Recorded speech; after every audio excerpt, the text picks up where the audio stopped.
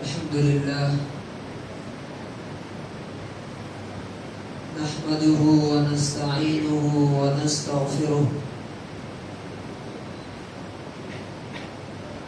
ونؤمن به ونتوكل عليه ونعوذ بالله من شرور أنفسنا ومن سيئات أعمالنا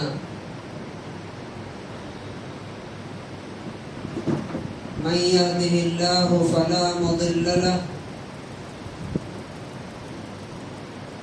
ومن يضلله فلا هادي له ونشهد أن لا إله إلا الله وحده لا شريك له ونشهد أن سيدنا ومولانا محمدا عبده ورسوله أما بعد فأعوذ بالله من الشيطان الرجيم بسم الله الرحمن الرحيم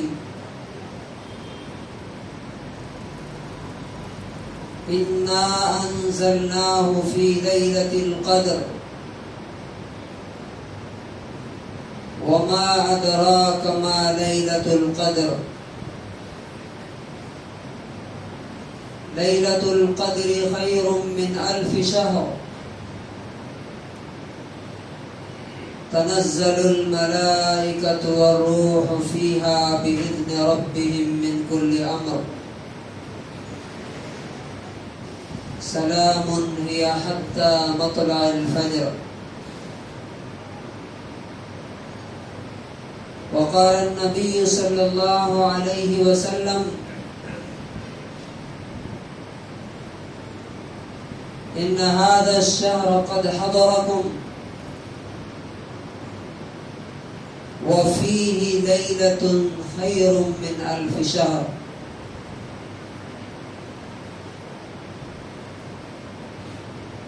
من يحرم حرم فقد حرم الخير كله ولا يحرم خيرها إلا محروم. رواه أبو داود. وقال تبارك وتعالى وأعدوا لهم ما استطعتم من قوة ومن رباط الخيل.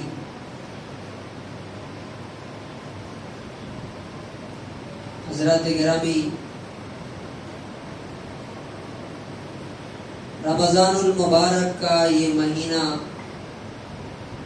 اس کا اکثر حصہ ہمارے ہاتھوں سے نکل گیا.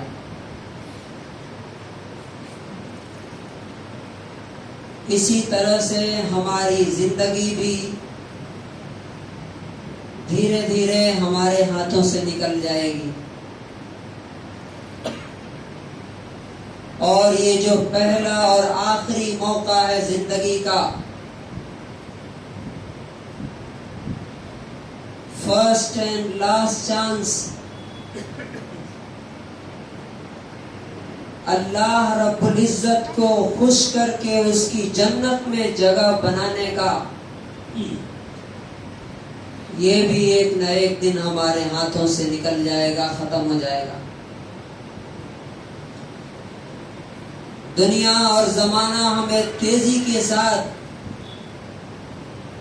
ہماری زندگی ہمیں بہت تیز رفتاری اور اسپیڈ کے ساتھ اپنے منزل کی طرف لے کے جا رہی ہے،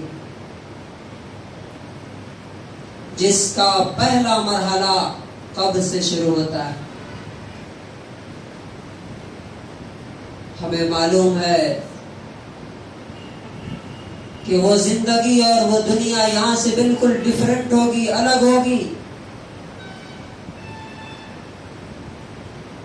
یہاں کی زندگی میں جو چیز بیس کی حیثیت رکھتی ہے، بنیاد کی، فاؤنڈیشن کی حیثیت رکھتی ہے، وہاں اس کی کوئی حیثیت نہیں ہوگی.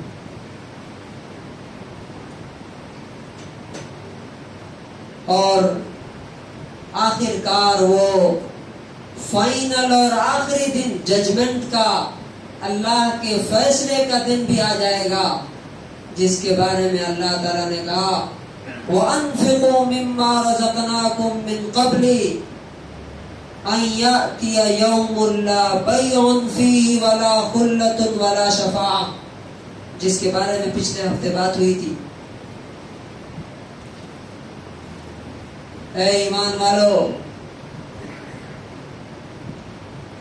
خرچ کرو،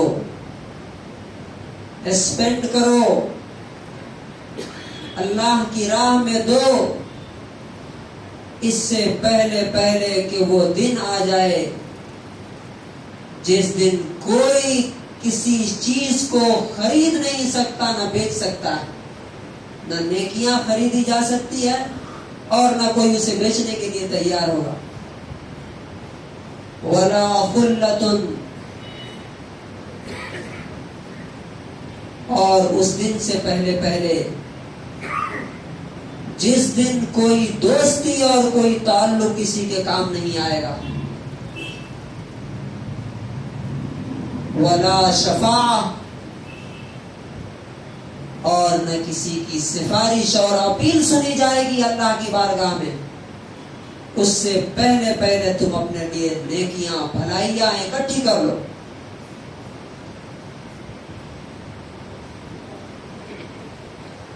اسی سلسلے کی آج جو تیسری کڑی ہے، سب سے پہلا ہم نے دیکھا کہ اللہ رب العزت نے جو جنت کی قیمت لگائی ہے وہ ہماری جان اور مال ہے۔ مال کے بارے میں پچھلے ہفتے ہم نے بات کی تھی کہ جو انسان دنیا میں اپنا مال خرچ نہیں کرے گا، قیامت کے دن وہ اس کے گردن میں سانپ بن کر کے لٹک کر کے اس کے چہروں کو کاٹے گا اور کہے گا انا کنزک انا مالک۔ گویا کہ یہی دنیا ہے جس میں ہم اپنی آخرت بنا سکتے ہیں۔ اب آج سے جو رمضان کے 10 دن باقی ہیں، ان میں ہم 2 باتیں آج عرض کرنا چاہتے ہیں۔ پہلی چیز، ان 10 دنوں کے بارے میں ہمارا طرز عمل، ہمارا رویہ کیسا ہونا چاہیے، اور نمبر 2، موجودہ حالات کے لیے ہم کیسے تیار ہیں۔ پہلی چیز، دیکھیے دنیا میں ہر چیز کی قیمت ہر وقت معلوم نہیں ہوتی، اسی طرح شاید دنیا میں ہمیں رمضان کی قیمت معلوم نہ ہو، آخرت میں پہنچنے کے بعد ضرور معلوم ہو جائے گی۔ نبی پاک صلی اللہ علیہ وسلم جنہوں نے اس کے بارے میں عمل کر کے، بتا کر کے، سمجھا کر کے ہمیں دکھایا، انہوں نے چونکہ آخرت بھی دیکھی تھی اور دنیا بھی دیکھی تھی، وہ دنیا میں بھی ایک اسٹیٹ مین کی حیثیت سے زندگی گزار رہے تھے اور آخرت کی سیر کر کے آئے تھے، دیکھ کر کے آئے تھے نیکیوں کی ویلیو کیا ہوتی ہے، اچھائیاں اور بھلائیوں کی ویلیو کیا ہوتی ہے، ان کو سب معلوم تھا۔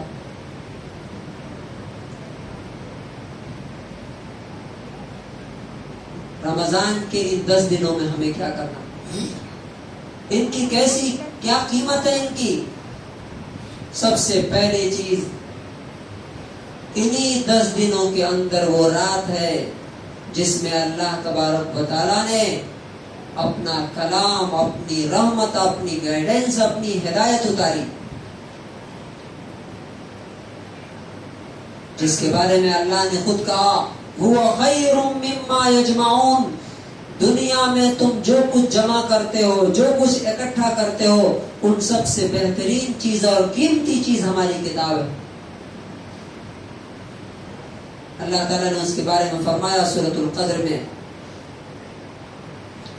انا انزلناہ فی لیلۃ القدر، ہم نے اسے شب قدر میں اتارا ہے۔ اور نبی صلی اللہ علیہ وسلم نے کیا فرمایا؟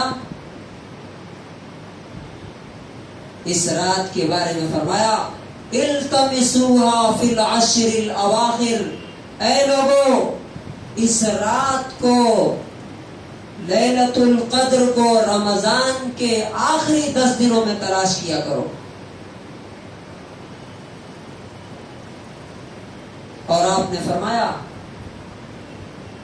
وَالْتَمِسُوهَا فِي كُلِّ وِتْرٍ، اور اخیر کے بھی آڈ نائٹس میں 21، 23، 25، 27، 29 کو۔ اللہ تبارک و تعالیٰ نے اس کی اہمیت بتاتے ہوئے فرمایا، سوال کیا وما ادراک ما لیلۃ القدر، تمہیں کچھ معلوم ہے کہ یہ لیلۃ القدر کیا ہے؟ تمہیں اس کی قیمت کا اندازہ معلوم ہے؟ پھر خود ہی جواب دیا لیلۃ القدر خیر من الف شہر، شب قدر 1000 مہینوں سے بہتر رات ہے، 1000 مہینوں سے بہتر رات ہے۔ 1000 کو اگر آپ کیلکولیٹ کریں سالوں میں تو کتنا بنتا ہے؟ ہماری جتنی پوری لائف نہیں ہے، ایوریج جو لائف ہے ہماری اس سے بھی زیادہ۔ یعنی اس ایک رات میں آپ عبادت کیجئے اور 83 سال 83 ایئرس 83 سال 4 مہینے کا ثواب حاصل کیجیے۔ اللہ تبارک و تعالیٰ نے یہ رات ہمیں کیوں دی؟ صحابہ کرام جن کو معلوم تھا کہ یہ دنیا کیا ہے، آخرت کیا ہے، جنت کیا ہے، جہنم کیا ہے، جن کو یقین تھا، وہ رسول اللہ صلی اللہ علیہ وسلم سے سوال کیا کرتے تھے کہ اے اللہ کے رسول، پچھلی امتوں کی عمریں 1000 سال ہوتی تھی، ان کی عبادتیں ہماری عبادتیں دونوں ایک جیسی تو نہیں ہو سکتی، تو ہم تو پیچھے رہ جائیں گے ان سے، وہ ہم سے آگے چلے جائیں گے۔ ان کے اس شوق اور اس جذبے اور اس رغبت کی وجہ سے اللہ تبارک و تعالیٰ نے یہ رات اتاری۔ اور آپ کو معلوم ہے کہ اگر ہم ایک موٹی حساب اگر جوڑیں تو اگر آپ زندگی میں 10 راتیں حاصل کر لیتے ہیں، 10 راتیں،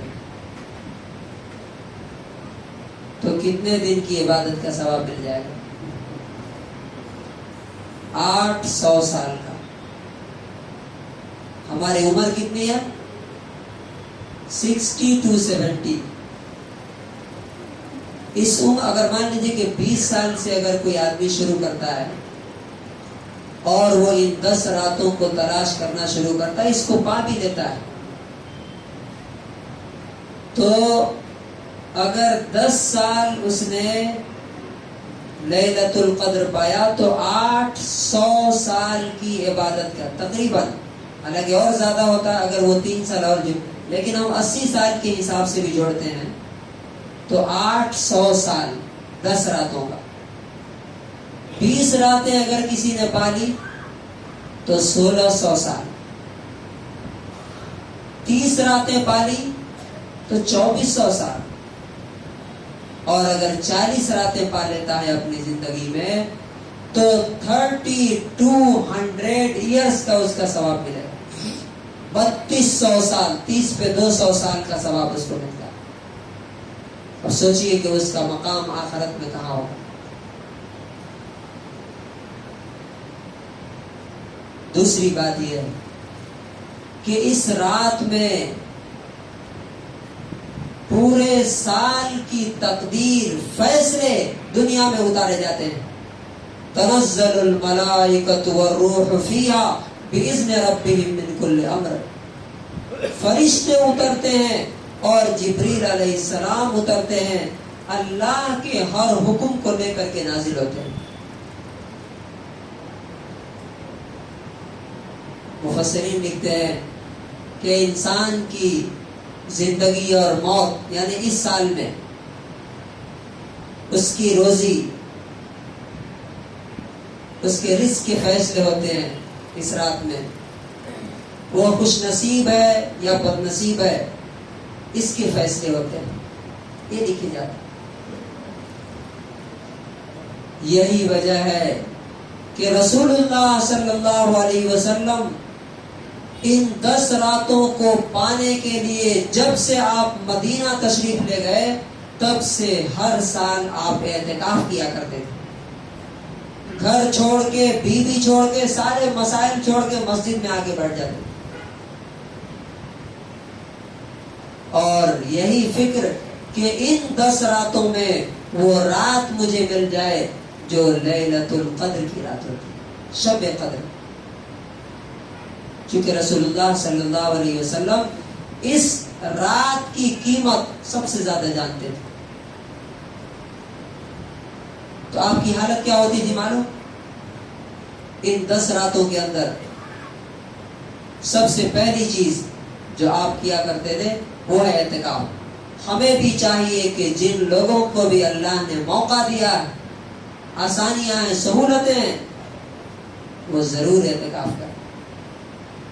اس لیے کہ حضرت عبداللہ ابن عمر رضی اللہ عنہ فرماتے ہیں، بخاری کی 2025 نمبر حدیث ہے، کان یعتکف العشر الاواخر من رمضان. اور حضرت عائشہ کی حدیث میں ہے حتی توفاہ اللہ.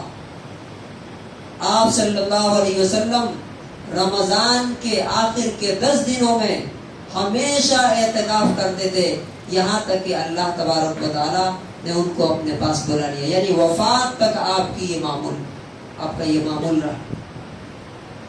تو کرنے کا کام کیا ہے ان 10 راتوں میں؟ پہلا کام کہ انسان اعتکاف کرے. دوسرا، حضرت عائشہ صدیقہ رضی اللہ عنہ فرماتی ہیں، یہ بھی بخاری کی حدیث ہے 2024 نمبر، کان اذا دخل العشر الاواخر من رمضان. جب رمضان کے آخری 10 دن، لاسٹ 10 ڈیز آ جاتے تھے تو رسول اللہ صلی اللہ علیہ وسلم کی حالت کیا ہوتی تھی؟ احیا لیلہ، پوری رات جاگ کر کے گزارتے تھے. دوسرا کام کیا کرتے تھے؟ ایقظ اہلہ، اپنے گھر والوں کو بھی جگاتے تھے عبادت کے لیے. اور نمبر 3 شد مئزرہ، یعنی کمر کس لیتے تھے، پہلے سے تیار ہو جاتے تھے کہ ان 10 راتوں میں صرف عبادت، اللہ کو خوش کرنا، اللہ کو راضی کرنا. کیوں؟ اس لیے کہ اللہ کے رسول نے خود فرمایا کہ جو رمضان کا مہینہ پائے اور اس کے باوجود بھی اس کی مغفرت نہ ہو، ابعدہ اللہ، اللہ کی لعنت ہو اس پر، قرض ہو اللہ کی.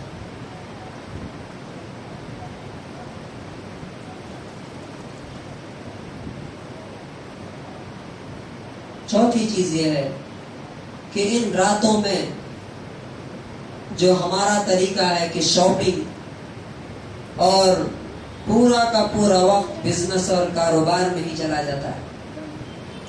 یقیناً کاروبار کا بھی حق ہے، لیکن یہ جو موقع ہے، آپ معلوم ہے نا، کاروباری لوگ جانتے ہیں کہ کمانے کا، پیسے کمانے کا ٹائم آتا ہے، ایک موقع آتا ہے.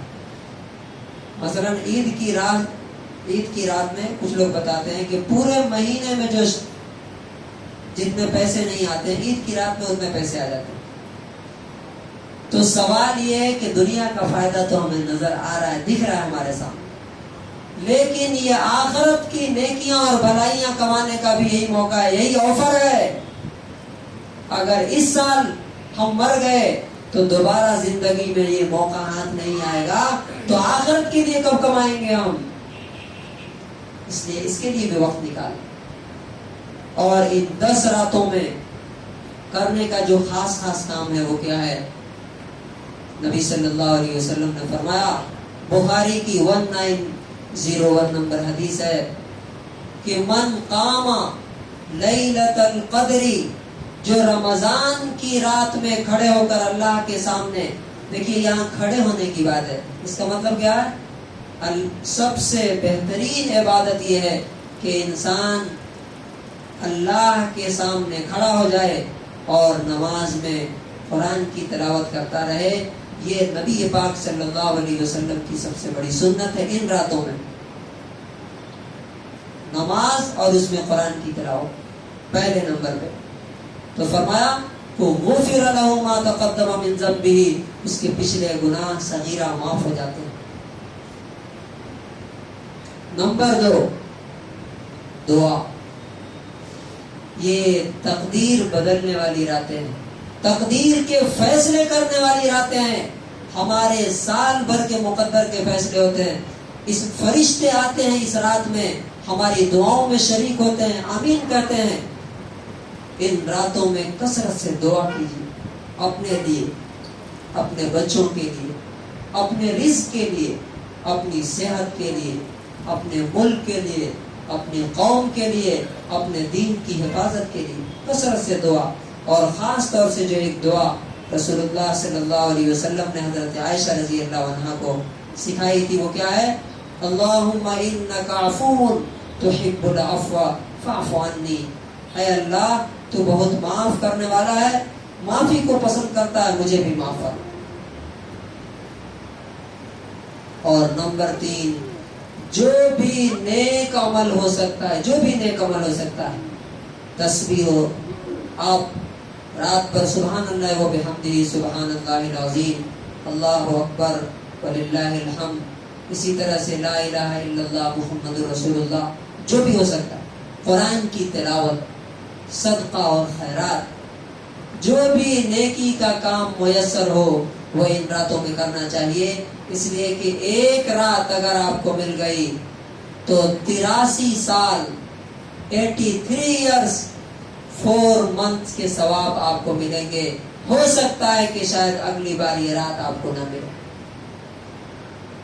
تو اس پوری گفتگو کا کنکلوژن یہ ہوا کہ ان 10 راتوں کے لیے ابھی سے ہمیں مینٹلی پریپیئرڈ ہو جانا چاہیے، تیار ہو جانا چاہیے کہ ان 10 راتوں میں ہم اپنے کاموں کو تھوڑا کم کریں گے، اپنی مصروفیات کو کم کریں گے، اور آخرت کمانے کا جو یہ موقع ہے 10 دن جو رسول اللہ صلی اللہ علیہ وسلم اعتکاف میں گزارا کرتے تھے، اللہ کی عبادت میں گزارا کرتے تھے، ہم بھی انشاءاللہ اپنے رسول کی سنت پر عمل کرتے ہوئے ان 10 دنوں کو اللہ کی عبادت کے لیے فارغ کریں گے۔ دوسری چیز جو میں نے آپ کو بتائی، جو آج آپ سے عرض کرنی تھی، موجودہ حالات کا مقابلہ ہم کیسے کریں، کیسے اس کے لیے تیار ہوں۔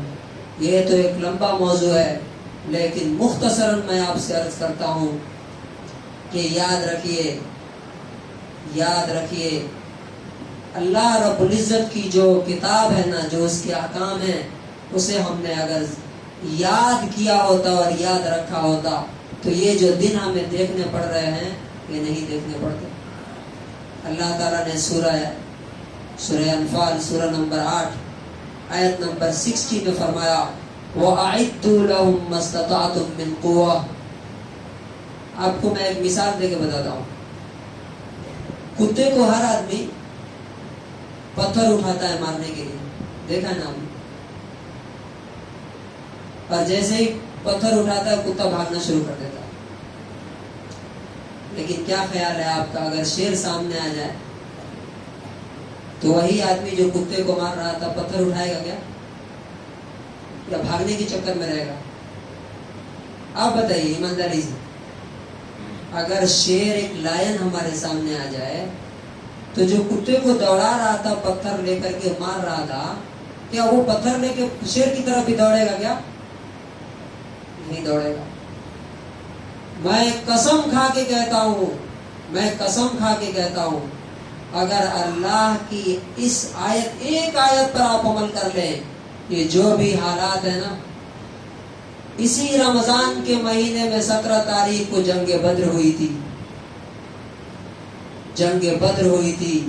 میں نوجوانوں سے کہتا ہوں اور جو لوگ بھی سوچتے ہیں حالات کے بارے میں ان کو کہتا ہوں کہ جنگ بدر کے بارے میں پڑھیے، کیا حالات تھے، مسلمان کس قدر کمزور تھے، مکے سے بھاگ کر کے مدینہ گئے تھے، لیکن وہاں جانے کے بعد اپنے آپ کو متحد کیا، اپنے آپ کو یونائٹ کیا اور ایک طاقت بنائی، اور وہ طاقت نے اس وقت کے عرب کے سپر پاور کو ذلیل و خوار کیا، اور دوسرے ہی سال میں ان کو ایسی شکست دی کہ پورے عرب میں لوگ آنکھ اٹھا کے دیکھنے لگے کہ یہ مسلمان جو مٹنے والے تھے یہ ایک نئی طاقت بن کے ابھر رہے ہیں۔